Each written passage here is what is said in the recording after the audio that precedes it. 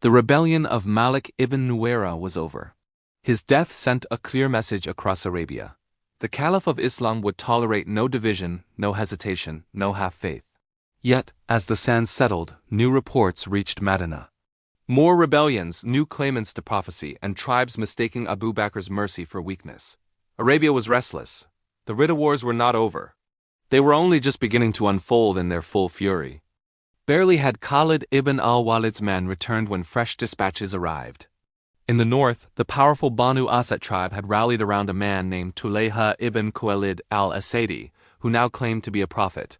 He was bold, wealthy, and persuasive. He promised freedom from zakat and independence from Medina. To the weak-hearted, his words were seductive. Abu Bakr knew this was no ordinary rebellion. Tulayha's claim had to be crushed swiftly.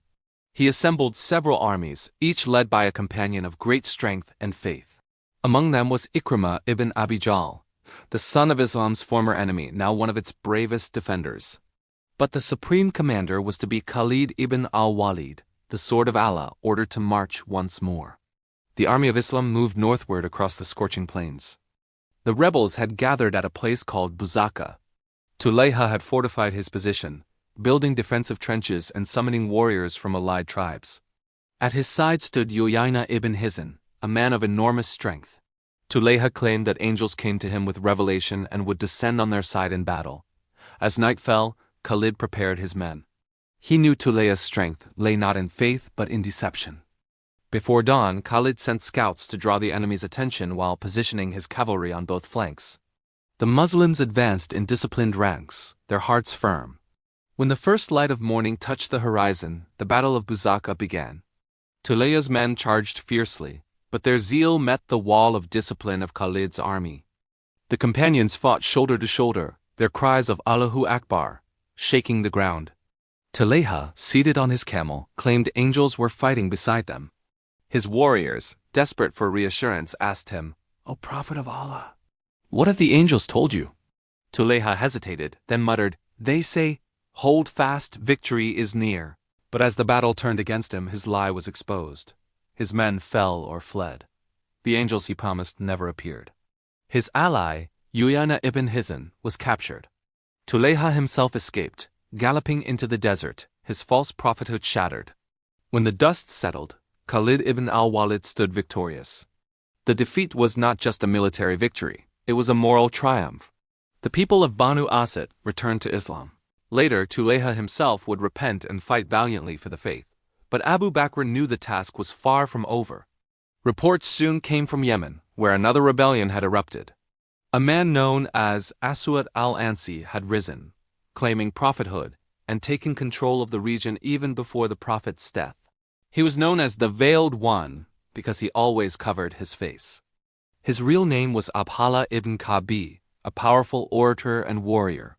Aswad had exploited the prophet's final illness to seize power.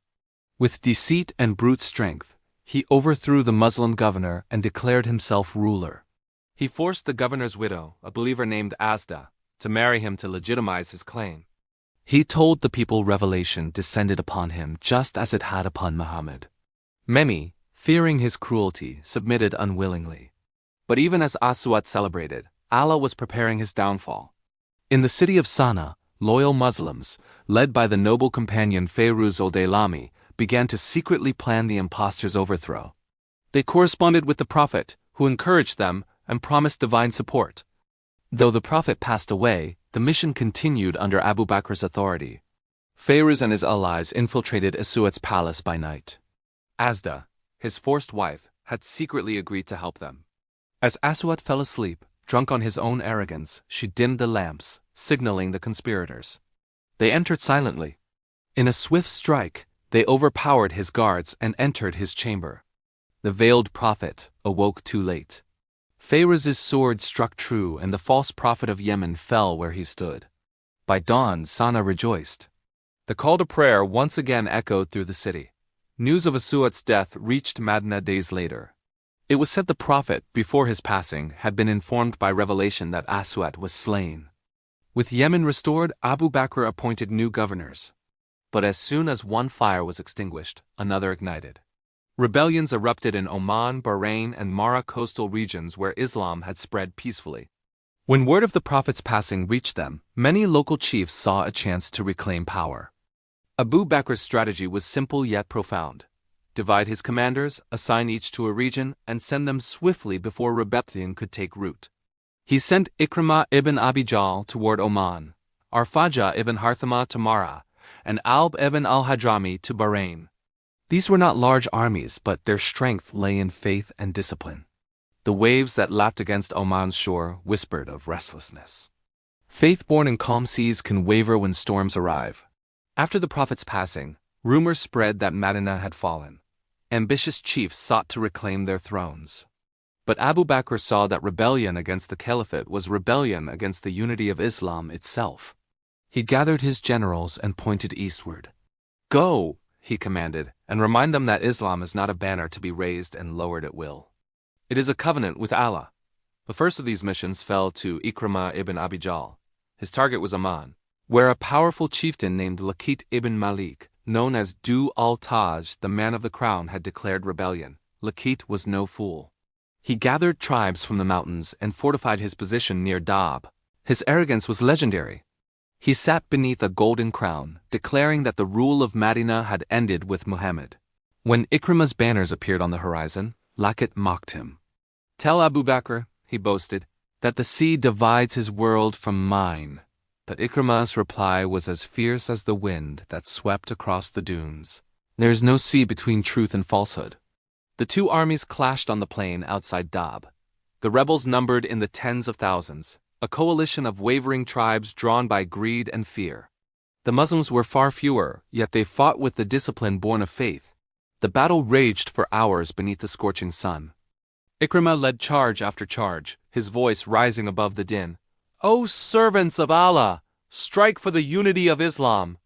At the height of combat, Laqit was slain, his golden crown falling into the dust. A symbol of pride crushed by the humility of faith. When news of his death spread, the rebel line collapsed. The surviving tribes surrendered, renewing their allegiance to the Caliph.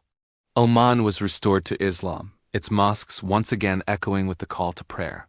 Ikrimah remained for a time to teach and reconcile hearts, turning victory into guidance rather than vengeance. Even as peace returned to Oman, word reached Ikrimah of new unrest to the north. In Bahrain, the situation was delicate. This was not merely a local revolt, it was an uprising with ancient roots.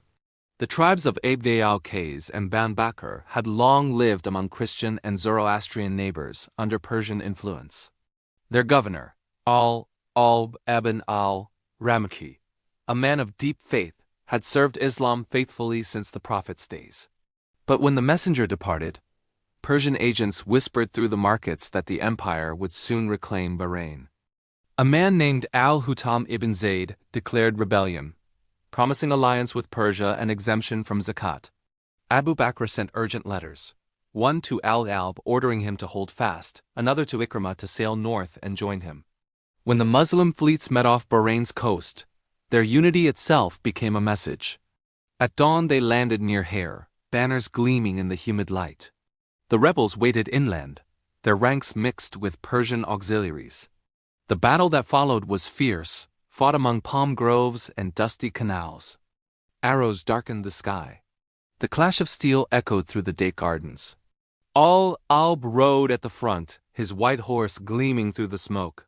He raised his hands and cried, "O people of Bahrain, you were the first of the sea folk to believe.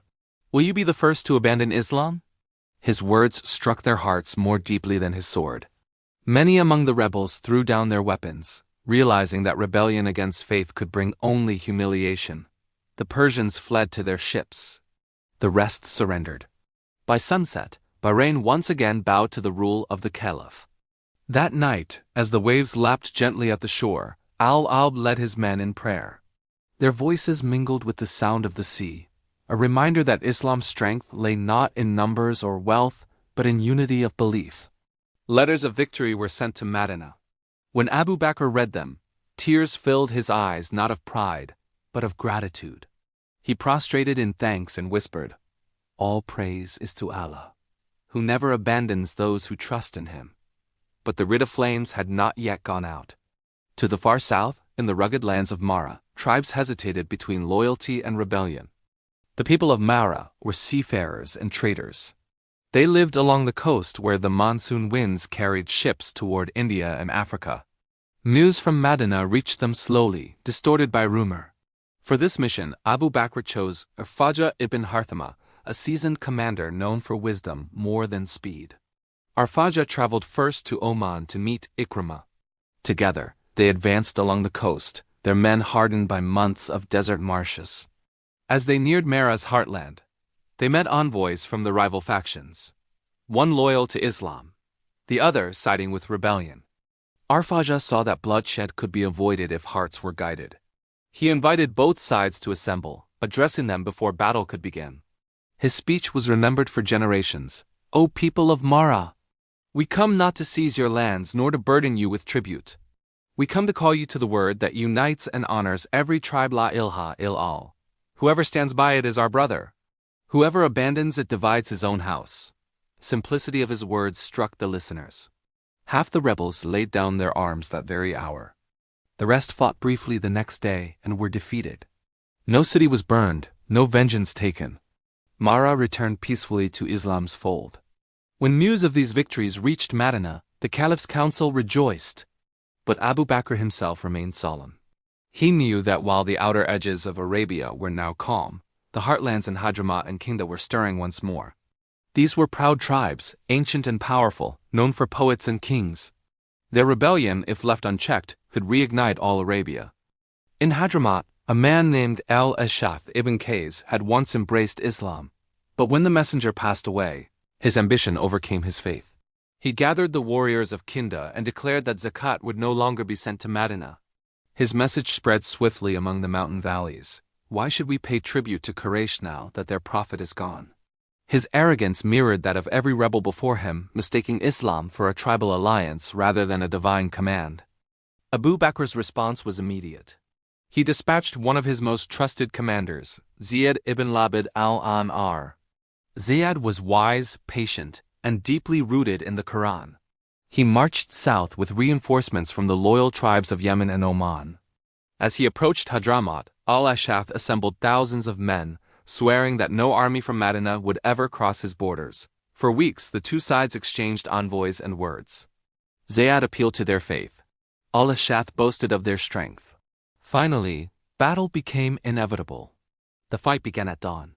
The Muslims advanced with cries of Allahu Akbar, their ranks tight, their trust absolute. The rebels fought fiercely, but disunity gnawed at them. Their leaders quarreled, their motives clashed. By sunset, their lines broke. Al-Asadi was captured after attempting to flee. He was brought before Ziyad in chains. In that moment, something remarkable happened. Ziyad did not order his execution. Instead, he reminded him of the mercy of Islam. "You were among those who pledged to the Messenger of Allah," he said softly. "Do not be among those who break their covenant." Al-Asadi wept and repented, renewing his faith. Later, Abu Bakr not only accepted his repentance but forgave him, restoring him to honor, a gesture that would inspire many others to return to Islam sincerely. Thus, one by one, the fires of rebellion were extinguished. From Yemen to Bahrain, from Oman to Kindah, every tribe that had turned away now returned to the banner of Islam. The map of Arabia, once splintered into dozens of rival claims, now glowed once more under the light of unity. Abu Bakr's firmness had saved the Ummah from collapse. His mercy had rebuilt its heart. But the Caliph did not rest. As the final reports arrived from Hadramaut, he gathered his council again. Before him stood men who had carried Islam on their shoulders: Khalid ibn al-Walid, Ikrimah ibn Abi Jahl, Alb ibn al-Ghaili, and others. He looked at them and said, "Praise be to Allah who has united the Arabs upon his word. But beyond these deserts lie lands where injustice still reigns. Prepare yourselves, for the message of Islam must reach them too." The Ridda Wars had ended. The peninsula of Arabia was finally whole, its tribes bound by faith, its hearts beating once more with unity. Yet this was not an ending, it was a beginning. The unity restored by Abu Bakr would soon give rise to an empire of justice that stretched beyond imagination. But that, as history would soon reveal, belonged to the next chapter, the dawn of the conquests in Iraq and Syria. And so the man who had wept beside the Prophet in the cave, who had led the believers through the storm of apostasy, and who had stood firm when the world wavered, Abu Bakr as-Siddiq, secured Islam's survival. Every victory that followed, every mosque built, every heart guided in distant lands, would trace its lineage back to his unwavering stand in those early perilous years. Dear viewers, if this story moved your heart, remember the history of Islam is not just about battles. It is a journey of faith, courage, and unity. Let these lessons live on. Support this work so we can bring more of our untold history to light. Click like, share, and subscribe to keep this legacy alive and help others discover the truth of our past. Until the next chapter, peace be upon you all.